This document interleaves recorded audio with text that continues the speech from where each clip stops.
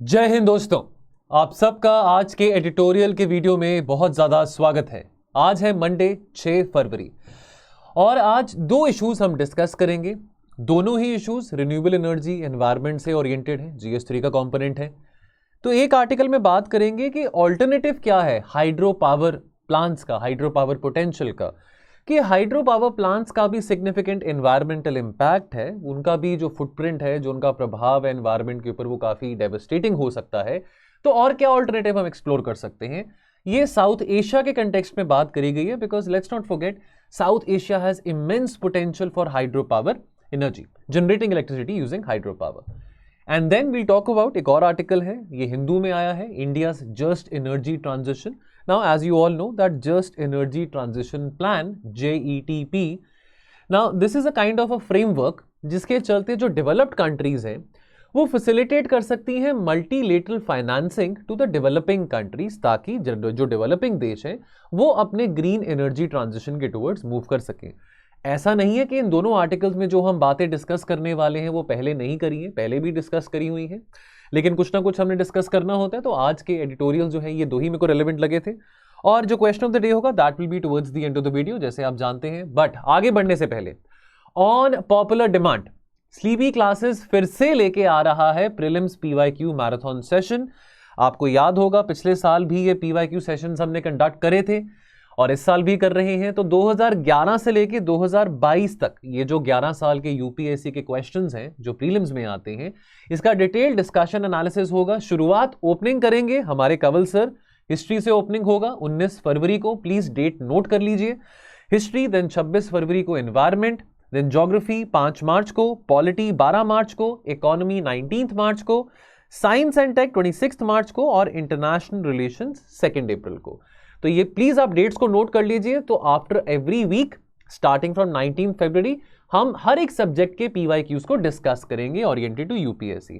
और आपको इन्फॉर्मेशन मैं आगे भी देना चाहता हूं, यदि आप दोस्तों 2024 में अपना अटेम्प्ट देते हैं UPSC का, और यदि आप कोचिंग की तलाश में हैं, मेंटरशिप की तलाश में हैं, तो चाहे वो political science and international relations है, या वो जनरल स्टडीज का कोर्स हो, या वो सोशियोलॉजी का कोर्स हो, तो ये तीनों कोर्सेज अलॉन्ग विद मेंटरशिप हमारे पास कॉम्प्रिहेंसिवली अवेलेबल हैं। एक और नया फीचर है कि हम अपने इन कोर्सेज में लाइव क्लासेस का जो फीचर है वो ऐड करने वाले हैं। तो अगर आप इन कोर्सेज से संबंधित कोई भी जानकारी लेना चाहते हैं, आप हमारे टोल फ्री नंबर पे कॉल कर सकते हैं और इसके बारे आपको पूरी असिस्टेंस दी जाएगी। जो फीस है इन सभी कोर्सेज की वो आप इजी इंस्टॉलमेंट्स में भी पे कर सकते हैं। Now let's move ahead. An embattled green, this is written by Anjal Prakash, Indian Express में आया है।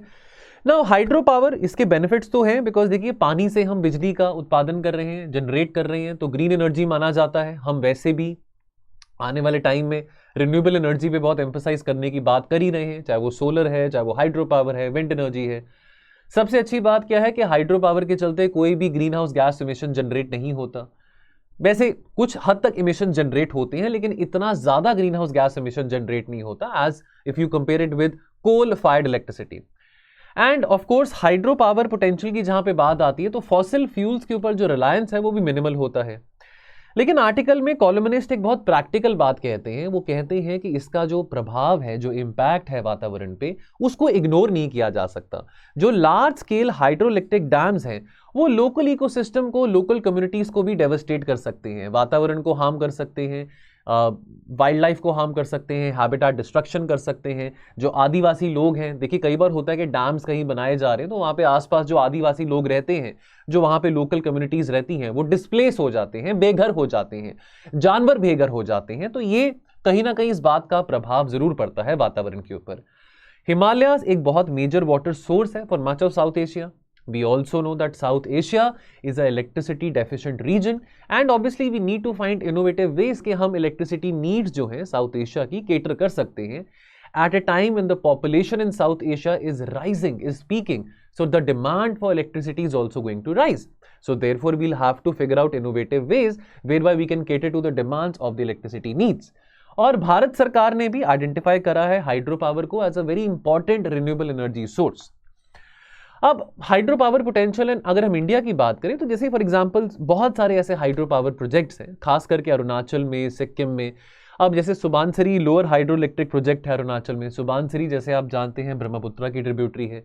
Then we have Teesta dam hydro electric project, Teesta as you know this runs through Sikkim and West Bengal and similarly, so यहाँ पे हम मैप देख सकते हैं सुबानसिरी का। Teesta by the way I am sure you all must be knowing about it. Teesta river जो है वो जो डिस्प्यूट है इंडिया और बांग्लादेश के बीच में as far as the water sharing agreement is concern, and that dispute has been stalled since 2011। And then of course Nepal की बात करें तो hydro power potential in Nepal is humungous. If we talk about the west Seti dam project, west Seti dam project का by the way जो contract है वो भारत सरकार को मिला है। शेर बहादुर द्यूबा जी की सरकार ने ये कॉन्ट्रैक्ट भारत को दिया था। उससे पहले केपी ओली ने वेस्ट सेती हाइड्रो इलेक्ट्रिक प्रोजेक्ट का कंस्ट्रक्शन का जो कॉन्ट्रैक्ट है वो चाइना को दिया था। तो वेस्ट सेती जो प्रोजेक्ट है ये far western region of Nepal में आ जाता है, ठीक है। और उसी तरह से हम अरुण 3 डैम की भी बात कर सकते हैं। तो मैं नेपाल के हाइड्रो पावर प्रोजेक्ट्स की बात कर रहा हूं। तो जो अरुण 3 प्रोजेक्ट है इसका कॉन्ट्रैक्ट भी भारत को मिला था। अरुण 3 जो है ये फार ईस्टर्न रीजन ऑफ नेपाल में आ जाता है। मैप में आप देख सकते हैं जब आप पीडीएफ डाउनलोड करेंगे। Then interestingly Bhutan, because Bhutan is one country which does not really bothers much about the GDP and blah blah blah. Bhutan really bothers about the happiness of its citizens. और भूटान बहुत ज़्यादा खास ख्याल रखता है environment के ऊपर भी। इनफैक्ट काफ़ी सारे ऐसे एम्बिशियस कनेक्टिविटी प्रोजेक्ट्स हैं, ट्रांसपोर्टेशन प्रोजेक्ट्स हैं। अगर हम BBIN की भी बात करें, बांग्लादेश, भूटान, इंडिया, नेपाल, जो कि कनेक्टिविटी प्रोजेक्ट्स है catering to these 4 countries, Bhutan के कुछ रिजर्वेशंस थे। भूटान ने कहा था कि ये जो कनेक्टिविटी प्रोजेक्ट्स है, जो मोटर व्हीकल एग्रीमेंट आप बनाना चाह रहे हैं, इसके चलते हमारे यहाँ पे इन्वायरमेंटल इंपैक्ट्स काफ़ी बढ़ सकते हैं, तो हम इस प्रोजेक्ट में हिस्सा नहीं लेना चाहेंगे। Nevertheless, India has helped Bhutan to build up so many hydropower plants. For example, हम चूखा हाइड्रो पावर प्रोजेक्ट की बात करें या ताला हाइड्रो पावर प्रोजेक्ट की बात करें, और ये नेपाल हो, भूटान हो, यहाँ पे हाइड्रो पावर पोटेंशियल से क्या हो रहा है, बिजली यहां पे भी लोगों के काम आ रही है। एक तो देखिए एनवायरमेंट, चलो रिन्यूएबल एनर्जी है, चलो एनवायरमेंट फ्रेंडली अब नहीं कह सकते हैं कंप्लीटली हाइड्रो पावर को, लेकिन एटलीस्ट लोगों की नीड्स यहां पे केटर हो रही हैं, और साथ के साथ ये बिजली एक्सपोर्ट भी करी जा रही है भारत को, ठीक है। अब कंसर्न्स क्या आते हैं, देखिए अभी हमने रिसेंटली देखा जोशीमठ में लैंड सब्सिडेंस के बारे हमने पढ़ा कि ज़मीन का घटाव हो रहा है। उत्तराखंड में काफ़ी ऐसे क्राइसिस हो चुके हैं, बार बार हम पढ़ते रहते हैं। इकोलॉजिकली सेंसिटिव एरिया में उत्तराखंड लाई करता है, बहुत फ्रेजाइल एरिया है। हिमालयस की बात करें तो कितने भी ऐसे हाइड्रो पावर प्रोजेक्ट्स जो कि हिमालयस पे डेवलप करे गए हैं, उसमें काफ़ी कॉन्ट्रोवर्सी भी रही है। अक्सर कहा जाता है कि इकोलॉजिकली फ्रेजाइल एरिया है, यहाँ पे लैंड इंक्रोचमेंट हो रहा है, यहाँ पे होटल्स बन रहे हैं, बिल्डिंग्स बन रही हैं, डैम्स बन रहे हैं, जिसके चलते जो ज़मीन है वो श्रिंक कर रही है, ज़मीन का घटाव आ रहा है। और ये बात तो हमको पता है कि हिमालय एक फ्रेजाइल इकोसिस्टम है। देखिए सेस्मिक जोन में भी लाई करता है, अर्थक्वेक प्रोन जोन भी काफ़ी है, और यहाँ पे बहुत ज़्यादा भिन्न भिन्न प्रकार के जानवर, पशु पक्षी और पेड़ पौधे भी हैं। तो इसके कारण हमको ये बात समझना ज़रूरी है कि apart from building hydro power projects, already ये जो एरिया है, ये जो जोन है, यहाँ पे इकोलॉजिकल स्ट्रेस काफ़ी है। क्यों? पेड़ पौधे काटने के कारण, डिफॉरेस्टेशन हो, ओवरग्रेजिंग हो, ठीक है, कंस्ट्रक्शन एक्टिविटीज हो, लैंड इंक्रोचमेंट हो। To add to that, hydro power potential is also creating a stress on the Himalayan ecosystem. That is what the columnist is trying to say in this article. Now the problem of dams, अगर आपसे कोई पूछे, please इसको लिख लीजिए, आपसे कोई पूछे कि डैम्स बिल्ड करने के डीमेरिट्स क्या हैं, क्या क्या प्रॉब्लम्स हैं, तो ये कुछ 4-5 पॉइंट्स हैं जो कि आप लिख सकते हैं, तो प्लीज नोट कर लीजिए। देखिए कंस्ट्रक्शन अगर हम डैम्स का करेंगे तो that can also disturb the flow of reverse, जिसके चलते पानी के तापमान और पानी की केमिस्ट्री के ऊपर इंपैक्ट पड़ सकता है। फ्रीक्वेंट इरोजन हो सकते हैं, फ्रीक्वेंट लैंडस्लाइड्स हो सकते हैं। हम ऑलरेडी उत्तराखंड में देखते हैं इसका प्रभाव, डैम्स बिल्ड करने का प्रभाव, जिसके कारण लैंडस्लाइड्स बहुत होते हैं उत्तराखंड में। और डैम्स के कारण, जैसे आपको मैंने पहले भी कहा था, कि जो वातावरण है उस पर प्रभाव पड़ता है, लोग बेघर हो जाते हैं, जानवर पशु पक्षी बेघर हो जाते हैं, है ना। Large scale hydro electric dams displace local communities, और जिसके चलते उनके जो रोजी रोटी है, उनका जो कल्चरल हेरिटेज है, उनका जो वे ऑफ लिविंग है वो डिस्टर्ब होता है, सिंपल। तो ऑल्टरनेटिव क्या है हाइड्रो पावर का? नो, वेरी इंटरेस्टिंगली यहाँ पे कॉलमनिस्ट कहते हैं कि आप बड़े बड़े विशाल हाइड्रो पावर प्लांट्स बनाने की बजाय क्यों नहीं छोटे छोटे आप हाइड्रो पावर प्लांट्स बनाते। माइक्रो हाइड्रो की बात करी गई है। Micro hydro small scale hydro electric power generation system है जो कि 100 किलोवाट की बिजली जनरेट करते हैं। तो मेगावाट्स या गीगावाट्स में नहीं, लेकिन अगर हम छोटे छोटे ऐसे माइक्रो हाइड्रो पावर प्लांट्स के ऊपर एम्फसाइज करें तो उससे क्या होगा ना, ज्यादा लैंड डिस्प्लेसमेंट नहीं होगा, ज्यादा हैबिटेट फ्रैगमेंटेशन नहीं होगा, और बिजली तो जनरेट हो रही है, ये बिजली आगे फर्दर प्रोवाइड हो सकती है घरों में, बिजनेसेस में, स्मॉल कम्युनिटीज में। तो बिजली का भी साथ के साथ काम चल रहा है, बिजली का जनरेशन भी हो रहा है, वो भी इंपैक्ट नहीं हो रहा। साथ ही साथ रिन्यूएबल एनर्जी का भी हम उसके ऊपर एम्फसाइज कर रहे हैं, because again micro hydro system भी रिन्यूएबल एनर्जी डिपेंडेंट है। तो माइक्रो हाइड्रो सिस्टम जो है ये थोड़े एक्सपेंसिव भी नहीं, ये मतलब यानी कि कॉस्ट इफेक्टिव भी है, they are less expensive as compare to the hydro power plants. इसका वातावरण के ऊपर प्रभाव है लेकिन somewhat very less than the big hydro power plants, और ये एक रिलायबल सोर्स ऑफ एनर्जी बन सकता है to the local communities as well, जो कि आमतौर पे इलेक्ट्रिसिटी ग्रिड के साथ कनेक्टेड नहीं है। तो कंक्लूजन देखिए, माइक्रो हाइड्रो सिस्टम, इसको सोचा जा सकता है, इसको एक्सप्लोर किया जा सकता है कि कैसे हाइड्रो पावर प्लांट्स के नेगेटिव इंपैक्ट को न्यूट्रलाइज किया जाए। लेकिन अगेन यहां पे एक बात कॉलमनिस्ट कहना चाह रहे हैं कि इसका कुछ ना कुछ इंपैक्ट वातावरण और लोकल कम्युनिटीज के ऊपर हो सकता है, तो इसको एग्जीक्यूट करने से पहले एक डिटेल्ड एनवायरमेंटल इंपैक्ट असेसमेंट होना भी बहुत ज्यादा जरूरी है। Then, अगला article, India's just energy transition is more than a coal story. Now, this debate is back again. I mean, ये debate between phasing down of coal or phasing out of coal. You must be remembering COP26 जो कि Glasgow में हुआ था, Glasgow UK में जो हुआ था 2021 में, वहां पे ये डिबेट चला था। डेवलप्ड देशों ने थोड़ा प्रेशराइज करा था डेवलपिंग कंट्रीज को, स्पेशली इंडिया और चाइना को, कि आप ये बार बार हंगामा मचाते हैं कि हमारे कारण, यानी कि डेवलप्ड देशों के कारण वातावरण बहुत प्रदूषित हुआ है, कि हमने बहुत कोयला बर्न किया है, तो आप कोयले को बिल्कुल बॉयकॉट कर दें, कोयले को यूज करना बंद कर दें। तो बाकी डेवलपिंग देशों ने तो वहां पे रिजॉल्व दिखाया कि हाँ, हम आने वाले समय में कोयले से बिजली नहीं जनरेट करेंगे, लेकिन भारत और चाइना ने बोला दैट देखो ऐसा है, हम इस बात पे कंप्लीटली बैन नहीं लगा सकते हैं। आज आप कहो कि हम कोयला यूज करना बंद कर दें, वो पॉसिबल नहीं है, बिकॉज हमारी डेवलपमेंटल नीड्स हैं, डेवलपमेंटल प्रायोरिटीज हैं, और अभी हमने डेवलप होना है। तो इस करके हम आहिस्ता आहिस्ता फेज डाउन, आहिस्ता आहिस्ता हम कोल को, यानी कि हम बिल्कुल बंद करना शुरू कर देंगे, फेज डाउन करना शुरू कर देंगे, कि कोल के ऊपर डिपेंडेंसी कम रखेंगे जैसे जैसे हम नेट जीरो के टुवर्ड्स मूव करेंगे। लेकिन हम कंप्लीटली आज विद इन 24 आवर्स कोल को फेज आउट नहीं कर सकते हैं। बहरहाल, जस्ट एनर्जी ट्रांजिशन पार्टनरशिप एक फ्रेमवर्क है जिसके चलते जो डेवलप्ड देश हैं वो मल्टीलेटरल फाइनेंसिंग प्रोवाइड करते हैं टू द डेवलपिंग कंट्रीज, और वो फाइनेंसिंग की हेल्प से ये डेवलपिंग देश अपना ग्रीन एनर्जी ट्रांजिशन कर सकते हैं। ये बातें हम ग्लासगो की मीटिंग से, COP26 से डिस्कस करते आ रहे हैं। ठीक है, अब ये जो भारत की G20 प्रेसिडेंसी है, ये एक बहुत अपॉर्चुनिट एक मोमेंट बन सकता है कि कैसे हम इस पर्टिकुलर मुद्दे को और एम्फसाइज कर सकते हैं, कैसे हम इंश्योर कर सकते हैं कि डेवलप्ड कंट्रीज इस फ्रेमवर्क के चलते हमको और फाइनेंसिंग दे सके।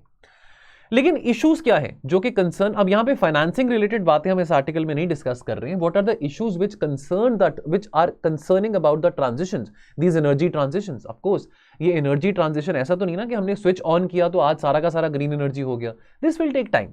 अभी इतने सारे लोग हैं जो कि कोल पावर प्लांट्स में काम करते हैं, उनकी नौकरी का क्या, अब उनकी रोजी रोटी का क्या, वो भी रोजी रोटी हर्ट होगी अगर आज हम सब कुछ रिन्यूएबल एनर्जी पे शिफ्ट कर देते हैं। ठीक है, और साथ के साथ renewable energy is more capital intensive.